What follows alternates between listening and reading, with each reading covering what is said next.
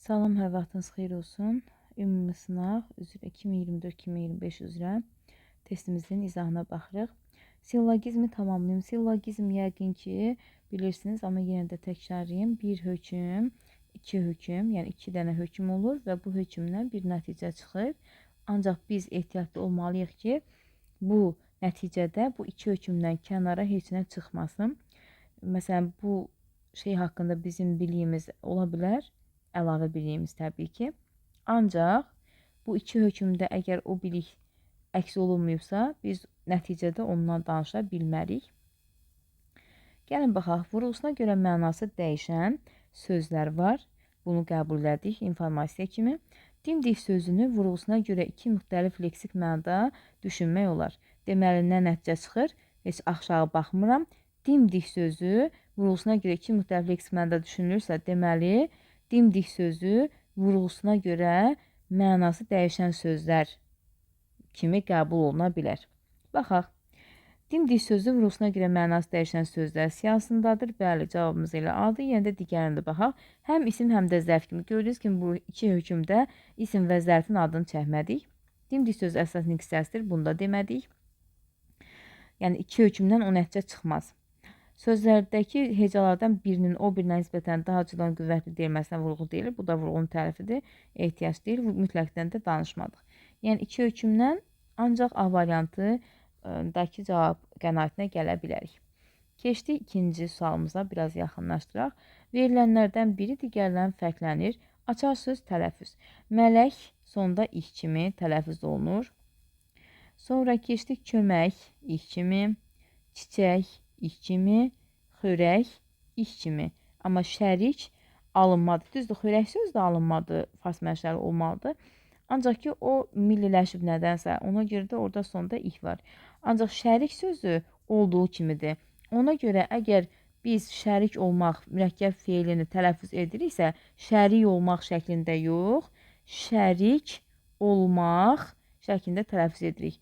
Eyni qaydada, məsələn, mübarək olsun. Məhtan İskəndərinin bu adda mahnısı var. Məsələn, bu necə deyir? Orada mübarək olsun demir. Mübarək olsun deyir və düzgün deyir tələffüzünü. Normalda müğənnilərin, yəni orfoepiya məsələsində biraz problem müşahidə edirəm mən az da olsa. Ancaq orada düz deyir. Mübarək olsun şəklində tələffüz edilməlidir. Çünki bu mübarək sözü normalda iş kimi yox, ki kimi tələffüz olunur. Və ona görə də mürəkkəb feilin tərkibində də olsa o ki olaraq qalacaq. Sonra keçirik növbəti sualımıza. Belə bir mətindir. Mətnimizi oxuyuruq. Fikir verir ki, burada İlham Əliyevin 2020-ci ildəki çıxışı vurğulanıbdır. Gəlin baxaq. Hamımız oxumuşuq. Ona görə də təkrardan oxumağa ehtiyac yoxdur deyə düşünürəm. A variantı İlham Əliyev Azərbaycan prezidentidir. Bu faktdır. Çünki burada prezident İlham Əliyev deyirik. Qarabağ Azərbaycandır. Bu da bir faktdır. Ordumuz Ermənistan Silahlı Qüvvələrinin təxribatından sonra əməliyyata baxın. Əks hücum əməliyyatı deyir, düzdür.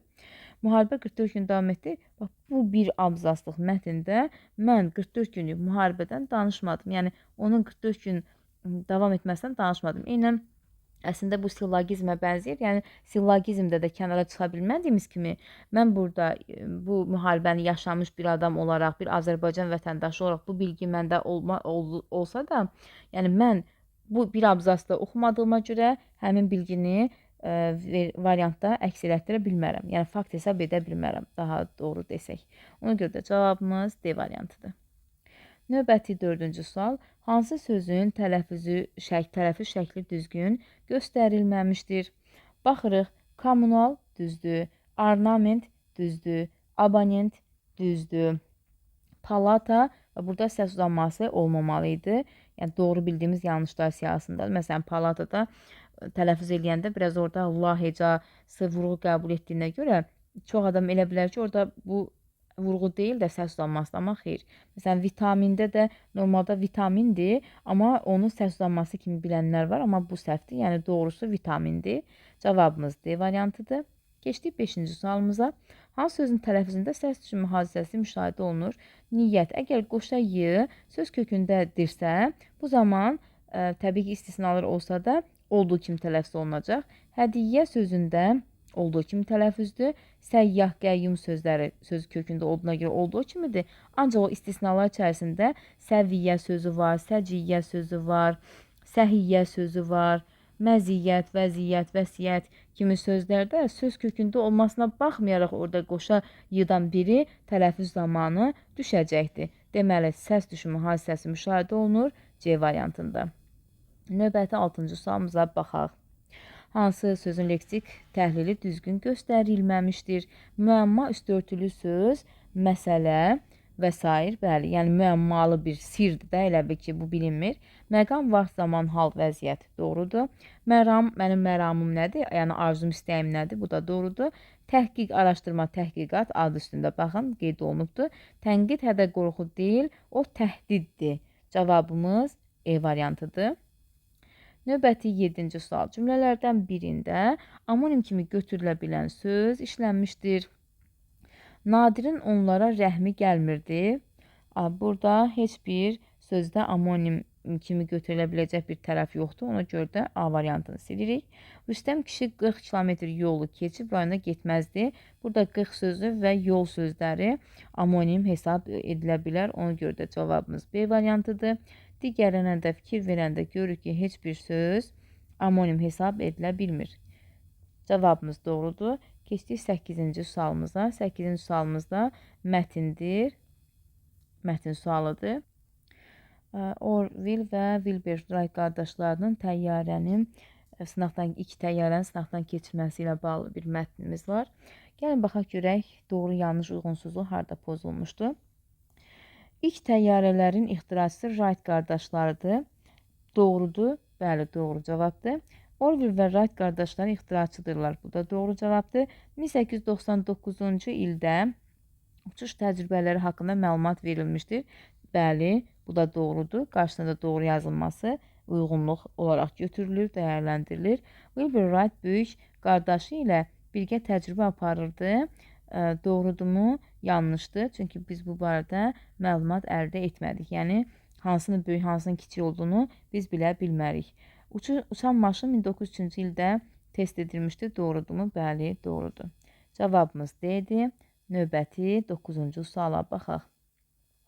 Verilənlərdən biri iki müxtəlif nitq hissəsi kimi götürülə bilən amonimdir.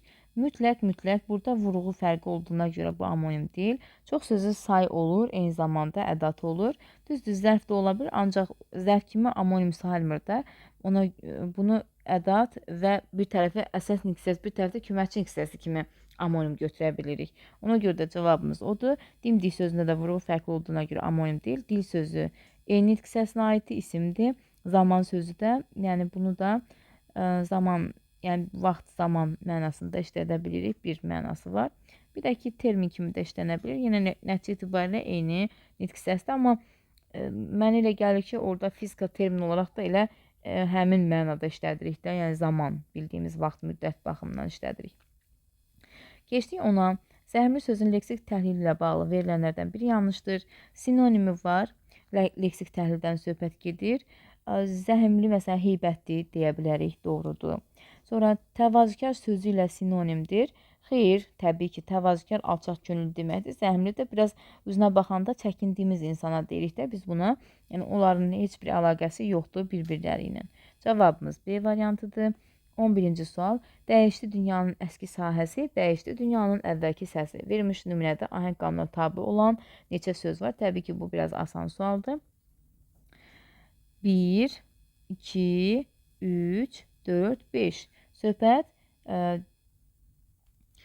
əslində sayanda 5 dənə gedir. Yəni, bu görürük ki, burada 5 dənədir. Ancaq biri təkrar olduğuna görə, yəni burada məsələn, qeyd edilmir də ki, müxtəlif və yaxud da eyni. Ona görə ikisindən birini saysaq daha məntiqə uyğundur. Yəni, 5 dənə əvəzinə 4 dənə desək daha doğru olar.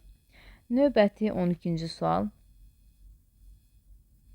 Uyğunluğu müəyyən edin.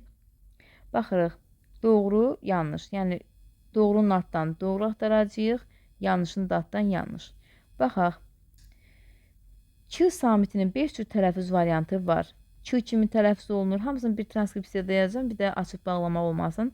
K kimi, sonra İ kimi, sonra Y kimi və eyni zamanda G kimi tələffüz variantları var. Deməli, bu doğru cavabdır. Biri götürdük.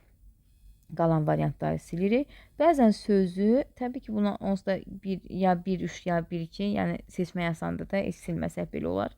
Bəzən sözü yerindən asılı olaraq fərqli leksik mənalarda işlənmir. Bu yanlışdır. Bəzən ola bilər, bir də bəzən ola bilər. 2 getdi. Geridə qaldı 3 və yaxud da 4. Adətən bu tipli test tapşırıqlarında bir tərəfdən seçmirlər. Bir ondan, bir də ondan seçirlər. Yenə də amma siz yenə ona güvənməyin. Bəzən, məsələn, mən hazır testlərdə görmüşəm ki, sırf məsələn yanlışa aid olanlar düz olub. 3, 4, 6 məsələn belə bir şey olub. Mətin sözü dözümlü mətin daha doğrusu sözü dözümlü mənasını verir. Bu doğrudur. Çünki orada i var.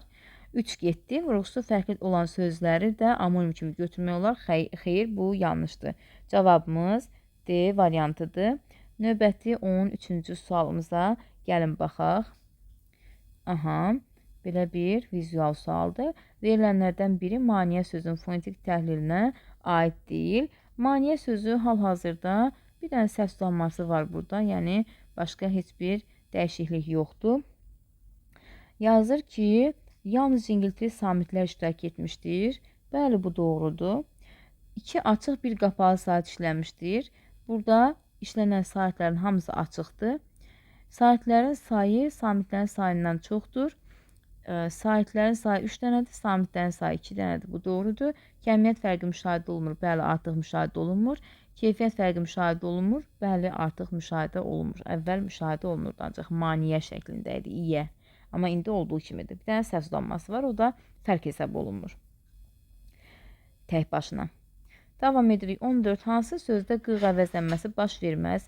Əgər sözün sonu x ilə tələffüz olunursa, ona saitlə başlanmış şəkilçi artırdıqda bu dəyişiklik baş verəcək. Yox, olunmursa verməyəcək təbii ki. Yarpaq, balqabaq, qoçaq, qorxaq, amma bu alınma mənşəli söz olduğuna görə k kimi səslənir və bu zaman qıq əvəzləməsi baş verməyəcək. Məsələn, istintaqın gedişi ürəyimi açmır. Bax, bir şəkildə cümlə qurub görmək olar. Baxaq 15-ə. Altına xətt çəkilmiş sözlərdən biri fərqli mənada işlənmişdir. Həqiqi və ya da məcazi mənadan söhbət gedib. Yüksək zirvələrdə qartallar uçar. Həqiqi mənadır. Güclü, silməsə heç olardı, hələ tezdir. Ona qarşı güclü hisslər bəsləyirəm. Bu məcazi mənadadır. Yəni, ya A-dır, ya B-dir. Sərnişinlər qatar stansiyasına çatdılar. Bu da həqiqi mənadır. Qaradaşlar, həqiqi məna. Ağ bayraq, həqiqi məna. Cavabımız B variantı. Növbəti 16-cı sualımıza baxaq. Hansı sözdə A saati şəkilçidə digərlərindən fərqli tələffüz olunur? Şəkilçidə otlayır, otluyur, qatlayır, qatlayır, başlayır, başlayır, saplayır, saplayır, yaşayır, yaşayır. Cavabımız A variantı. Yəni, ümumiyyətlə, hamısı fərqli tələffüz olunur da, əsas odur ki, digərlərindən fərqli tələffüz olunuru tapaq. Növbəti mətn sualımız bu dəfə də yenə qeyri-bədii mətindir. Gəlin baxaq görək nə istəyir bizdən. Mətnə əsasən verilən hökmlərdən biri doğru deyil. Deməli, burada jest dillərindən danışır. Jest dili beynəlxalq aləmdə tanınır və istifadə olunur. Bəli, bu doğrudur. Daha sonra jest dili müxtəlif dil versiyaları ilə zəngindir. Bəli, çünki jest dili yəni hər ölkədə fərqli ola bilər. Düzdür, eyni ola bilər bəzi jest dillərində, necə deyim, hərəkətlər, ancaq ki, ümumən müxtəlif xalqlarda bu müxtəliflik göstərə bilər.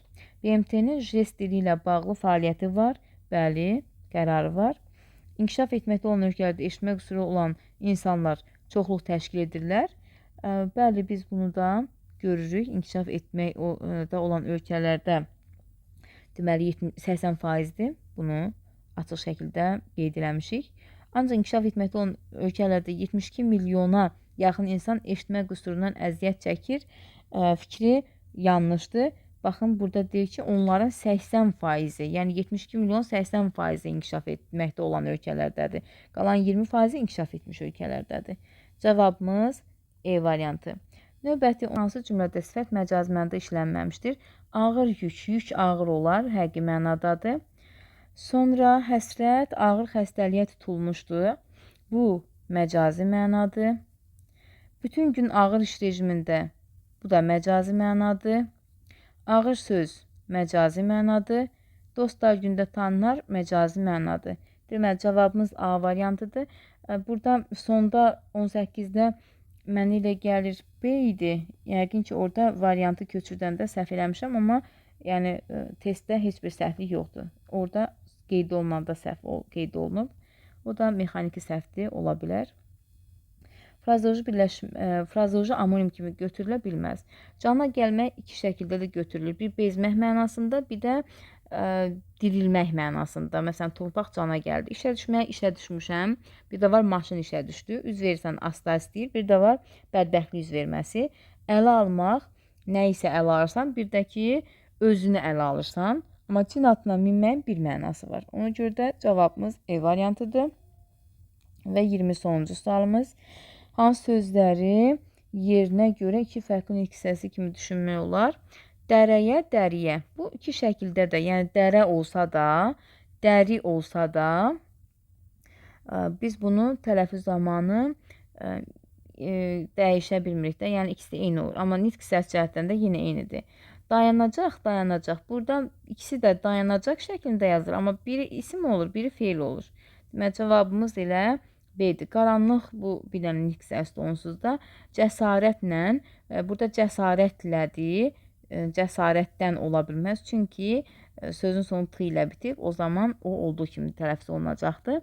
Yəni bu da zərfdir. Birincilikdə təbii ki, isimdir. Bu şəkildə cavabımızın B olduğunu tapırıq.